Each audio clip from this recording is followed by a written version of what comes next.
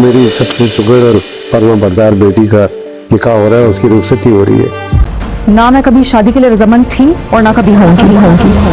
آپ کو پتا ہے آپ نے جو کیا نا وہ شاید میری اپنی امی بھی نہیں کر پائی۔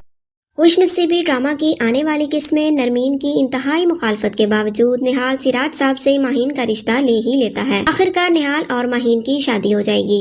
سراج صاحب نرمین کو بلا کر اس کی رضامندی پوچھتے ہیں۔ نرمین کہتی ہے کہ میں نہ تو ماہین کے رشتے سے خوش اور نہ ہی کبھی ہوں گی۔ ماہین اور ایمان بھی اپنی بہن نرمین کے خلاف ہو چکی ہیں۔ ماہین سمجھتی ہے کہ نرمین اپنی محبت کسی اور کے حوالے نہیں کرنا چاہتی، اس لیے وہ میری شادی نہال سے نہیں ہونے دے رہی، ادروائز وہ نہال کو ایک بہت اچھا لڑکا سمجھتی ہے۔